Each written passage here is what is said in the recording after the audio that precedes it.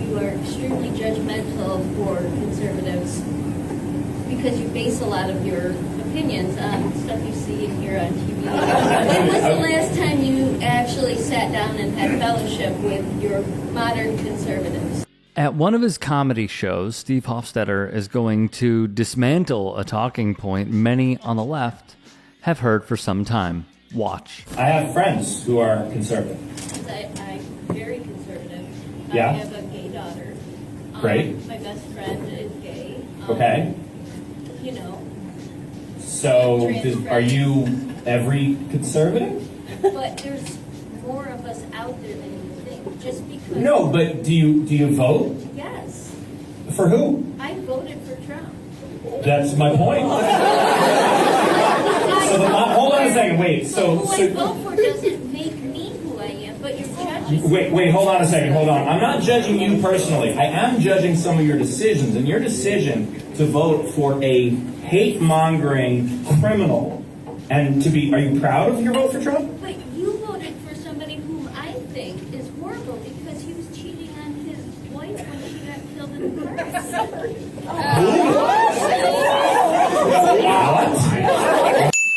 Didn't catch that one either. Didn't understand it. Besides the point, we proceed. Hold on a second. Hold on. Wait. Just a moment. Can I answer your question? Yes. Okay.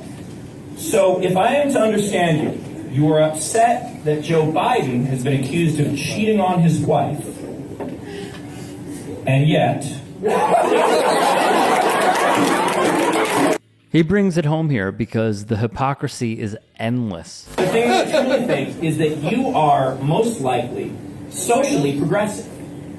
However, I think that you, whether it is because you have decided you don't want to look into it too far or because you're listening to someone else, you haven't researched the differences in what some parties are voting for, what some parties believe, and so you associate yourself with conservatives despite many of your viewpoints having nothing to do with them.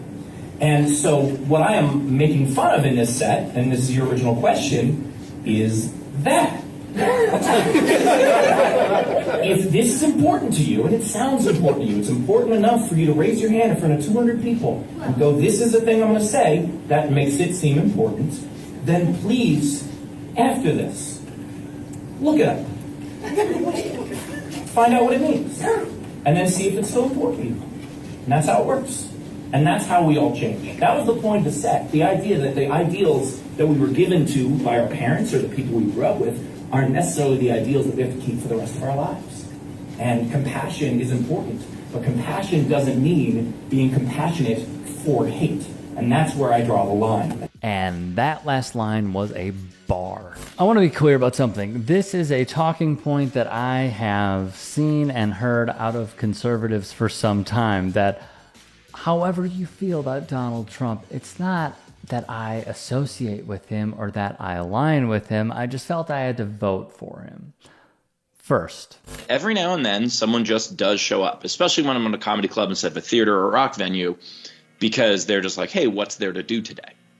And if there's one thing we know about that side of the coin, it's that they do not do their own research. So when that happens, I try to be as patient as possible because I try to reach them. Now, if they're being combative, yeah, I'll hit right back. Sure. But there's a video that went very, very viral of mine on TikTok. Someone actually, weirdly enough, someone who reshared it got millions of views when mine, because that's how the algorithm works. 100%. But it's someone asking me about how can I, refer to myself as progressive while being unwilling to talk to the other side of the aisle. And I broke it down very patiently and explained that, I have conservative friends. I don't have MAGA friends. Because conservative is a political and economic ideology. MAGA is a system of ethics. That's different. And so what I did, I was trying to reach this person, but more so, I was trying to give ammo to the other hundreds of people in the room who are going to go home for Thanksgiving and talk to their families. Yes. And I look at my social media that way too, is that I'm not going to convince someone that's coming at me swinging, but I would like to try to help give talking points to those who may have relationships with those people, if that makes sense. That was Steve Hofstetter joining me on my podcast, The Rick Strom Show, which you all should go sub to discuss these very questions that continually get brought up on one side of the political aisle. New York Magazine's Ed Kilgore wrote, "It's as good a time as any to stop using the word conservative for this band of disruptive revolutionaries. Many of them believe America went crucially wrong not in 2021, when Donald Trump's efforts to overturn his defeat failed, or in 2008, when Barack Obama was elected president of the United States, or even in the 1960s, when America's family values were allegedly challenged, if not destroyed, but instead near the beginning of the 20th century. That's why on the far right, the original devil figures of the left in the MAGA version of history are Woodrow Wilson and Franklin Roosevelt.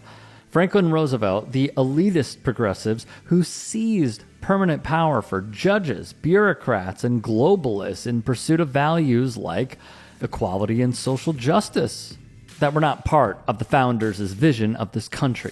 The thing is, we had a long history of who Donald Trump was, from how he built his businesses, to the amount of bankruptcies that he suffered from, how he was sued for housing discrimination some time ago during a Republican administration, the way that he talked about his employees, according to a former executive at Trump Plaza, the way that he targeted, the exonerated five, put a target on their backs, calling for the death penalty by taking out a full-page ad in the New York Times, the way that he has dined with white supremacists like Nick Fuentes, elevated other voices like Marjorie Taylor Greene, Lauren Boebert, attacked the LGBTQ plus community, and has made himself open for business as the President of the United States as long as he personally benefits.